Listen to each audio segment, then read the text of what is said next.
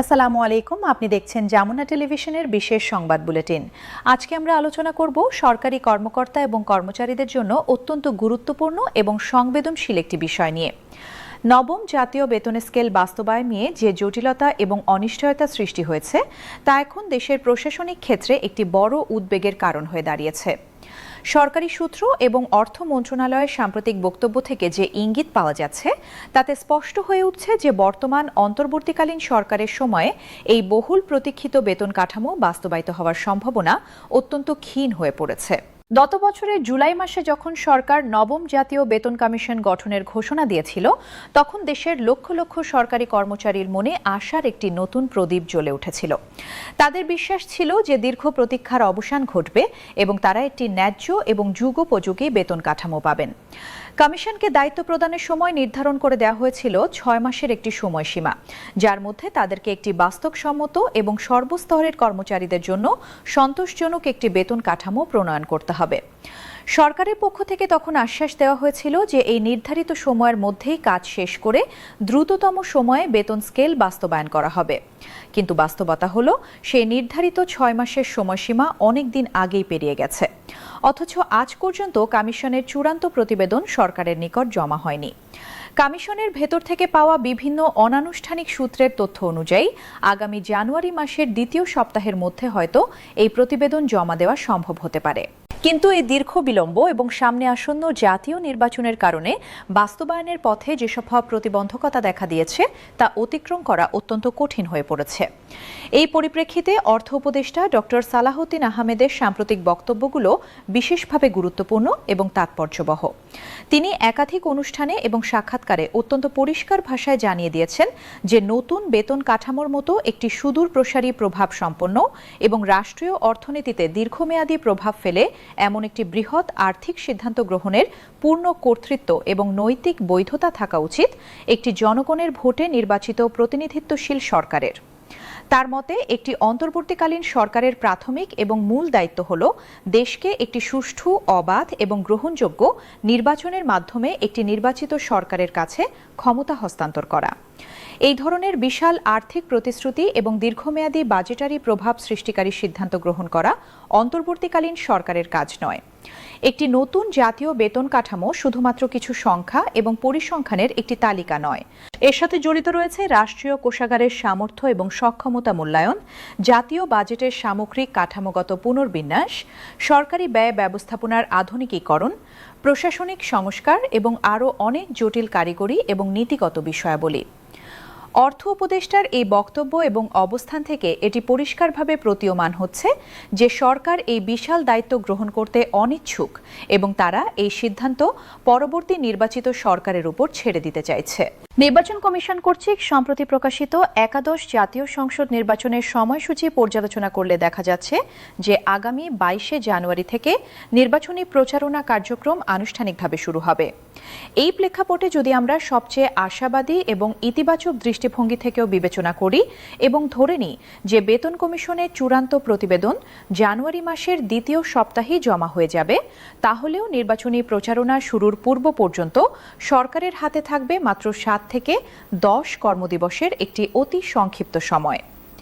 প্রশাসনিক আইন এবং নীতি বিশেষজ্ঞ, অর্থনীতিবিদ এবং সরকারি নীতি পরিকল্পনায় অভিজ্ঞ বিশ্লেষকদের সর্বসম্মত মতামত হল যে এই অতি স্বল্প সময়ের মধ্যে একটি বিস্তৃত, বহুমাত্রিক এবং কারিগরিভাবে অত্যন্ত জটিল একটি প্রতিবেদন পুঙ্খানুপুঙ্খভাবে বিশ্লেষণ করা, বিভিন্ন সংশ্লিষ্ট মন্ত্রণালয় এবং বিভাগের সাথে প্রয়োজনীয় সমন্বয় সাধন করা, তাদের মতামত এবং পরামর্শ গ্রহণ করা, মন্ত্রিপরিষদ বিভাগে চূড়ান্ত অনুমোদন লাভ করা এবং সবশেষে সরকারি গেজেট আকারে প্রকাশ করা কার্যত একটি অসাধ্য এবং অসম্ভব কাজ। যারা সরকারি প্রশাসনিক কাঠামো এবং সিদ্ধান্ত গ্রহণ প্রক্রিয়া সম্পর্কে গভীর জ্ঞান এবং অভিজ্ঞতা রাখেন তারা সকলেই জানেন যে এই ধরনের একটি গুরুত্বপূর্ণ, সুদূর প্রসারী এবং জাতীয় অর্থনীতিতে ব্যাপক প্রভাব বিস্তারকারী একটি প্রতিবেদন পর্যালোচনা এবং চূড়ান্তকরণের জন্য স্বাভাবিক পরিস্থিতিতে ন্যূনতম 3 থেকে 6 মাস সময় প্রয়োজন হয়। এই প্রক্রিয়ায় প্রথমে প্রতিবেদনটি সংশ্লিষ্ট প্রধান মন্ত্রণালয়ে পাঠানো হয়। সেখানে বিভিন্ন শাখা এবং অধিশাখা পর্যায়ে বিশদ বিশ্লেষণ করা হয়, প্রয়োজনীয় সংশোধনী এবং সংযোজনী প্রস্তাব করা হয়। এরপর তা অন্যান্য সংশ্লিষ্ট মন্ত্রণালয় যেমন অর্থ মন্ত্রণালয়, পরিকল্পনা মন্ত্রণালয়, প্রশাসন মন্ত্রণালয় এবং অন্যান্য সংস্থায় পাঠানো হয় তাদের বিশেষজ্ঞ মতামত এবং পরামর্শের জন্য। সকল মতামত সংগৃহীত এবং সংকলিত হওয়ার পর একটি চূড়ান্ত খসড়া প্রস্তুত করা হয়, যা মন্ত্রিপরিষদ বিভাগে উপস্থাপন করা হয়। মন্ত্রিপরিষদ কর্তৃক অনুমোদিত হওয়ার পরই কেবলমাত্র সরকারি গেজেট প্রকাশের প্রক্রিয়া শুরু হয়। এই সম্পূর্ণ প্রক্রিয়াটি অত্যন্ত সময় সাপেক্ষ এবং জটিল। কিন্তু বর্তমান পরিস্থিতিতে এই সব কিছু সম্পন্ন করতে হবে মাত্র কয়েকটি দিনের মধ্যে, যা স্পষ্টতই অবাস্তব এবং অসম্ভব। প্রশাসনিক এবং অর্থনৈতিক বিশেষজ্ঞরা আরও উল্লেখ করছেন যে যদি কমিশনের প্রতিবেদন গত ডিসেম্বর মাসের প্রথম সপ্তাহে অথবা আরও আগে নভেম্বর মাসের শেষের দিকে জমা দেওয়া হতো, তাহলে সরকারের কাছে অন্তত 2 থেকে 3 মাসের একটি যথেষ্ট সময় থাকত প্রয়োজনীয় সকল প্রশাসনিক এবং আইনগত প্রক্রিয়া সম্পন্ন করার। সেই ক্ষেত্রে কোনো সংশোধন না করেই সরকার এবং কোনো অপরিচিত অর্থনীতিকে পরিবর্তন করতে হতো। এর জন্য প্রশাসনিক পরিস্থিতিও পালিত হতো সম্পন্ন করার। সেই ক্ষেত্রে হয়তো নির্বাচনের পূর্বে বেতন স্কেল ঘোষণা এবং বাস্তবায়ন করা সম্ভব হতো। কিন্তু প্রতিবেদন জমা দিতে প্রতিটি দিন যে বিলম্ব হচ্ছে, তার সাথে সাথে সমানুপাতিক হারে বাস্তবায়নের সম্ভাবনা আরও দুর্বল থেকে দুর্বলতর হয়ে আসছে। বর্তমান সময়ে পরিস্থিতি এমন এক সংকটময় পর্যায়ে এসে উপনীত হয়েছে যেখানে প্রায় সকল বিশেষজ্ঞ এবং বিশ্লেষকই একমত যে নবম বেতন স্কেল বাস্তবায়নের দায়িত্ব এবং চ্যালেঞ্জ প্রায় নিশ্চিতভাবেই পরবর্তী নির্বাচিত সরকারের কাঁধে গিয়ে পড়বে। এই দীর্ঘ প্রতীক্ষা, বারবার প্রত্যাশা পূরণ না হওয়া, প্রতিশ্রুতি ভঙ্গ হওয়া এবং ক্রমবর্ধমান অনিশ্চয়তা দেশের সরকারি কর্মকর্তা এবং কর্মচারীদের মধ্যে তীব্র হতাশা, গভীর ক্ষোভ এবং অসন্তোষের জন্ম দিয়েছে। দেশের প্রত্যন্ত অঞ্চল থেকে শুরু করে রাজধানী পর্যন্ত যেখানেই সরকারি কর্মচারীরা কর্মরত রয়েছেন, তারা সকলেই এখন অনুভব করছেন যে তাদের সাথে অবিচার করা হচ্ছে এবং তাদের ন্যায্য এবং প্রাপ্য পাওনা থেকে তারা বঞ্চিত হচ্ছেন। একদিকে জীবনযাত্রার ব্যয় প্রতিদিন বৃদ্ধি পাচ্ছে, নিত্য প্রয়োজনীয় পণ্যের দাম ঊর্ধ্বমুখী, শিক্ষা এবং চিকিৎসা ব্যয় আকাশ ছোঁয়া, কিন্তু অন্যদিকে তাদের বেতন বৃদ্ধি পাচ্ছে না। এই পরিস্থিতিতে তাদের মধ্যে যে ক্ষোভ এবং অসন্তোষ জমা হচ্ছে তা অত্যন্ত স্বাভাবিক এবং তা তাদের ন্যায্য অধিকার। দেশের বিভিন্ন সরকারি কর্মচারী সংগঠন, কর্মকর্তা কল্যাণ সমিতি এবং পেশাজীবী সংগঠনগুলো ইতোমধ্যে তাদের দাবি আদায়ের লক্ষ্যে সংগঠিত এবং সক্রিয় হতে শুরু করেছে। তারা প্রথমে শান্তিপূর্ণ এবং গণতান্ত্রিক পদ্ধতিতে তাদের দাবি উত্থাপন করেছিল এবং 30শে নভেম্বরের মধ্যে বেতন কমিশনের সুপারিশ জমা দেওয়ার জন্য একটি চূড়ান্ত সময়সীমা নির্ধারণ করে দিয়েছিল। কিন্তু সেই সময়সীমা অতিক্রান্ত হওয়ার পরেও যখন কোনো ইতিবাচক অগ্রগতি দেখা যায়নি এবং সরকারের পক্ষ থেকে কোনো সন্তোষজনক আশ্বাস পাওয়া যায়নি, তখন তারা আরও কঠোর এবং দৃশ্যমান প্রতিবাদী কর্মসূচি গ্রহণের সিদ্ধান্ত নিয়েছে। কর্মচারী সংগঠনগুলোর পক্ষ থেকে আনুষ্ঠানিকভাবে ঘোষণা করা হয়েছে যে আগামী 2 জানুয়ারি শুক্রবার দেশের সকল জেলা, উপজেলা এবং থানা পর্যায়ে একযোগে এবং সমন্বিতভাবে প্রতীকী অনশন কর্মসূচি পালন করা হবে। এই কর্মসূচি শুধুমাত্র রাজধানী ঢাকা সচিবালয় বা কেন্দ্রীয় কোনো স্থানে সীমাবদ্ধ থাকবে না, বরং দেশের প্রতিটি কোণে যেখানে সরকারি কর্মচারীরা কর্মরত আছেন সেখানেই একই সময়ে এই শান্তিপূর্ণ প্রতিবাদ কর্মসূচি পালন করা হবে। কর্মচারী নেতৃবৃন্দ স্পষ্ট এবং দ্ব্যর্থহীন ভাষায় জানিয়ে দিয়েছেন যে এটি কেবলমাত্র একটি প্রাথমিক এবং সতর্কতামূলক পদক্ষেপ। এটি সরকারের প্রতি একটি সুস্পষ্ট বার্তা এবং সতর্কবাণী।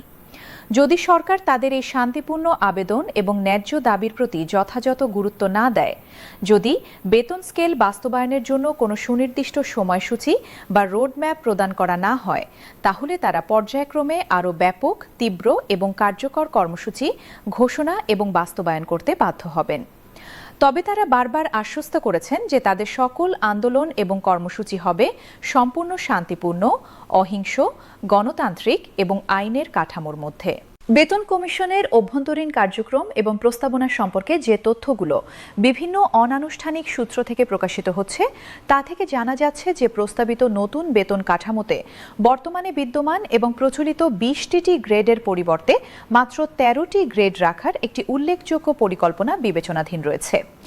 এটি যদি চূড়ান্ত এবং বাস্তবায়িত হয় তাহলে সরকারি চাকরির সামগ্রিক কাঠামোতে একটি বৈপ্লবিক এবং মৌলিক পরিবর্তন সাধিত হবে। গ্রেড সংখ্যা প্রায় 1/3 কমিয়ে আনার এই প্রস্তাবনা একদিকে যেমন প্রশাসনিক কাঠামোকে সহজ, সরল এবং আরও দক্ষ করতে পারে, অন্যদিকে এর ফলে হাজার হাজার পদের পুনর্শ্রেণীকরণ, পুনর্বিন্যাস এবং পুনর্গঠন প্রয়োজন হবে, যা নিঃসন্দেহে একটি অত্যন্ত জটিল, সময় সাপেক্ষ এবং কারিগরিভাবে চ্যালেঞ্জিং প্রক্রিয়া। কমিশনের সাথে প্রত্যক্ষ এবং পরোক্ষভাবে সংযুক্ত সূত্রগুলো জানাচ্ছে যে এই ধরনের একটি বৃহৎ এবং মৌলিক কাঠামোগত সংস্কার চূড়ান্ত করার জন্য কমিশনের আরও বেশ কয়েকটি দীর্ঘ, বিস্তারিত এবং গভীর আলোচনা সভার আয়োজন করা অপরিহার্য।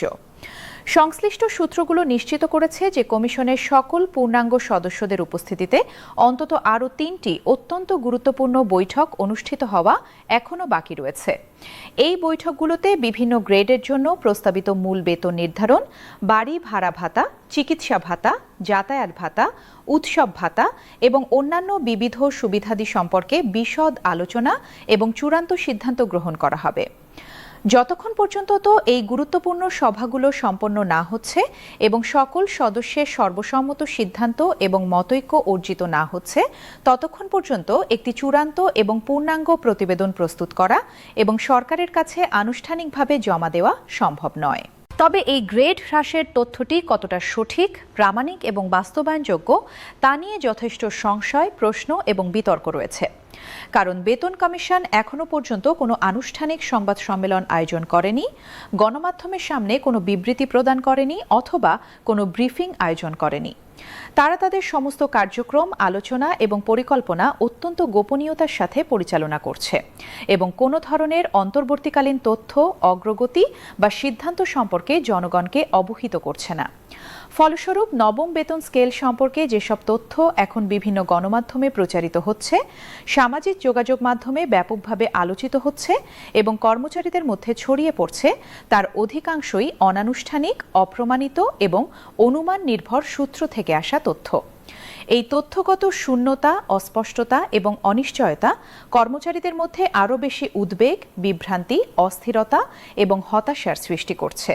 সার্বিক পরিস্থিতি, সরকারের কার্যক্রম এবং বিভিন্ন সূত্র থেকে প্রাপ্ত তথ্য গভীরভাবে পর্যালোচনা এবং বিশ্লেষণ করে প্রশাসনিক এবং অর্থনৈতিক বিশেষজ্ঞরা বলছেন যে বর্তমান সরকারের সাম্প্রতিক কার্যক্রম, অর্থ মন্ত্রণালয়ের পক্ষ থেকে আসা বিভিন্ন বক্তব্য এবং রাজনৈতিক নেতৃত্বের আচরণ বিশ্লেষণ করলে এমন কোনো সুস্পষ্ট, ইতিবাচক বা আশাব্যঞ্জক ইঙ্গিত পাওয়া যাচ্ছে না যে তারা আসন্ন নির্বাচনের পূর্বে এই বিশাল আর্থিক দায়ভার গ্রহণ করতে প্রস্তুত, সক্ষম অথবা ইচ্ছুক। সকল লক্ষণ, ইঙ্গিত এবং পরিস্থিতি এই দিকেই নির্দেশ করছে যে নবম জাতীয় বেতন স্কেল বাস্তবায়নের সম্পূর্ণ দায়িত্ব, চ্যালেঞ্জ এবং কৃতিত্ব পরবর্তী নির্বাচিত সরকারের কাঁধে গিয়ে পড়বে। এটি দেশের কয়েক লক্ষ সরকারি কর্মচারী এবং তাদের পরিবারের সদস্যদের জন্য এটি অত্যন্ত গভীর, বেদনাদায়ক এবং হতাশাজনক বাস্তবতা, কারণ তারা অনেক বছর ধরে এই প্রতিশ্রুতি এবং আশার অপেক্ষায় রয়েছেন। তবে কর্মচারী সংগঠনের নেতৃবৃন্দ এবং সাধারণ সদস্যরা এখনও সম্পূর্ণভাবে হতাশ হননি এবং তাদের আশা এবং সংগ্রাম পরিত্যাগ করেননি। তারা দৃঢ়ভাবে বিশ্বাস করেন এবং আশা রাখেন যে যদি তারা সুসংগঠিত, ঐক্যবদ্ধ এবং ধারাবাহিকভাবে শান্তিপূর্ণ কিন্তু দৃঢ় এবং অটল চাপ প্রয়োগ করতে পারেন, যদি তারা সরকারকে এই বিশাল জনগোষ্ঠীর ন্যায্য দাবি এবং প্রয়োজনের প্রতি সংবেদনশীল, সচেতন এবং দায়বদ্ধ করতে সক্ষম হন, তাহলে হয়তো বর্তমান সরকারের আমলেই বেতন স্কেল গেজেট প্রকাশ করানো সম্ভব হবে। তারা বারবার স্মরণ করিয়ে দিচ্ছেন এবং জোর দিয়ে বলছেন যে সরকারি কর্মকর্তা এবং কর্মচারীরাই এই প্রজাতন্ত্রের সমগ্র প্রশাসনিক কাঠামো এবং ব্যবস্থার প্রকৃত ভিত্তি, মূল শক্তি এবং মেরুদণ্ড।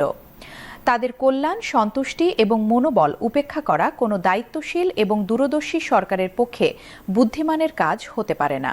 এই ছিল আজকের বিশেষ প্রতিবেদন। নবম জাতীয় বেতন স্কেলের ভবিষ্যৎ এবং সরকারি কর্মচারীদের আন্দোলন নিয়ে আমরা সজাগ দৃষ্টি রাখছি। পরবর্তী যে কোনো গুরুত্বপূর্ণ ঘটনা এবং অগ্রগতি সম্পর্কে আমরা আপনাদের অবহিত করব। আপনাদের সাথে থাকার জন্য ধন্যবাদ। আসসালামু আলাইকুম।